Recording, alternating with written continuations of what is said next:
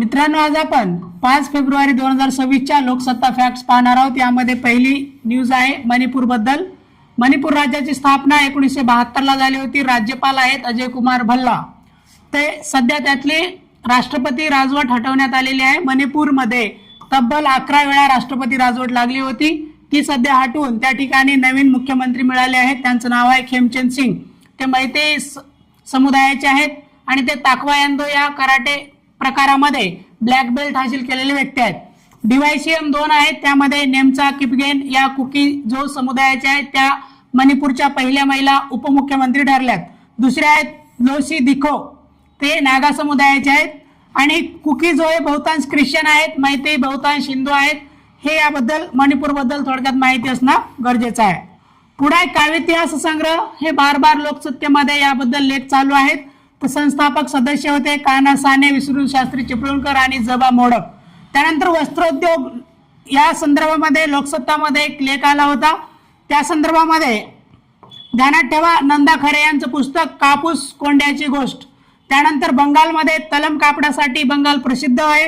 दादाभाई नौरोजी भारतीय कापूस इंग्लंडमध्ये नेऊन प्रचंड नफा कमवत आहेत, हे पहिल्यांदा लक्षात आणून दिले ते दादाभाई नौरोजींनी। हे लोकमान्य टिळकांबद्दल ध्यानात ठेवा, यांना बंगालमधील मुस्लिमांनी या बडेदादा ही पदवी बहाल केली होती। हे वर्तमान आपल्याला कुठल्याही सोर्स मध्ये मिळणार नाही माहिती। येणाऱ्या परीक्षेसाठी ध्यानात ठेवा, लोकमान्य टिळकांना बंगालमधील मुस्लिम विणकरांनी बडेदादा ही पदवी बहाल केली होती। त्यानंतर महात्मा गांधींनी 1925 मध्ये अखिल भारतीय चरखा संघाची स्थापना केली होती। पुढे चालून 14 डिसेंबर 1934 रोजी वर्धा येथे अखिल भारतीय ग्रामोद्योग संघ त्यांनी स्थापन केला होता।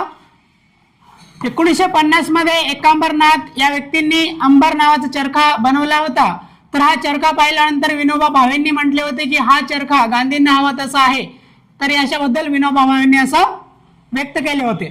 त्यानंतर पेरिस्टालिसिस म्हणजे काय ध्यानात ठेवा, जेव्हा आपण पचन संस्थेमध्ये अन्नद्रव वायू पुढे ढकलत असताना आतड्यांचे जे काही आकुंचन प्रसरण होते तर त्या क्रियेला पेरिस्टालिसिस म्हणतात। भूक लागल्यावर आपल्या शरीरामध्ये ग्रेलिन नावाचा हार्मोन सेक्रेट होतो आणि त्यामुळे आपल्या मेंदूला सिग्नल जातो की आपल्याला भूक लागली याबद्दल। त्यानंतर मग परिणाम जो काय होतो, पोटामध्ये जे काय गुरगुरतं त्या आवाजाला म्हणतात बार्बोरिग्मस। आजच्या व्यक्तिविशेष मध्ये होतं सीमा शिरोडकर, या अभिजात संगीताबद्दल प्रसिद्ध होत्या। ते हार्मोनियम वाद्य, ते वादनाबद्दल त्या ध्यानात ठेवा त्यांच्याबद्दल, हार्मोनियम वाद्य। त्यानंतर लोणार सरोवर बहुतांश चर्चेमध्ये असलेला विषय सध्या, याची कार्बन डेटिंग नुसार 52,000 वर्षे त्याचं वय म्हटलं जातं। हे एक नॅशनल जिओ हेरिटेज साईट आहे, जगातील सर्वात मोठे उल्का विवर आहे। हे एक रामसर स्थळ देखील आहे। सध्या भारतामध्ये एकूण 98 रामसर स्थळ आहेत।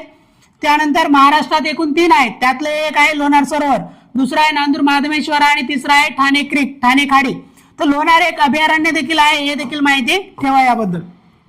कांदा पिकाबद्दल ध्यानात ठेवा, हे 120 दिवसामध्ये काढणीला येते। हे रब्बी हंगामामध्ये जो काही कांदा घेतो ते रब्बी हंगामातील कांदा टिकवण क्षमता चांगली असते, त्यामुळे ते साठवणीसाठी उत्तम मानला जातो रब्बी हंगामातील कांदा। नंतर आहे 14वे अखिल भारतीय मराठी शेतकरी साहित्य संमेलन महाबळेश्वर येथे होणार आहे। त्याचे अध्यक्ष आहेत ज्ञानदेव राऊत, स्वागताध्यक्ष असणार आहेत चंद्रलेखा बेलसरे आणि उद्घाटक आहेत किशन शेठ भिलारे। सध्या एशियाई नेमबाजी अजिंक्यपद स्पर्धा 2026 सध्या नवी दिल्ली येथे सुरू आहे। ती 14 फेब्रुवारी पर्यंत सुरू असणार आहे। यामध्ये सुवर्ण पदके महिलांच्या 10 मीटर एअर पिस्तूल वैयक्तिक स्पर्धेत ईशा सिंगने सुवर्ण पदक पटकावलेलं आहे आणि महिलांच्या 10 मीटर एअर पिस्तूल सांघिक स्पर्धेमध्ये ईशा सिंग, मनू भाकर आणि सुरुची सिंग यांनी सुवर्ण पदक पटकावले। रौप्य पदकाबद्दल माहिती ठेवा, 10 मीटर एअर पिस्तूल मिश्र सांघिक स्पर्धेमध्ये सम्राट राणा व सुरुची सिंग यांनी रौप्य पदक जिंकले आहे। भारतीय पुरुष संघाने सम्राट राणा, श्रवण कुमार व वरुण तोमर पुरुषांच्या 10 मीटर एअर पिस्तूल सांघिक स्पर्धेमध्ये रौप्य पदक जिंकलेलं आहे। कांस्य पदकाबद्दल माहिती ठेवा, सम्राट राणाने पुरुषांच्या 10 मीटर एअर पिस्तूल वैयक्तिक स्पर्धेत कांस्य पदक जिंकलेले आहे। धन्यवाद।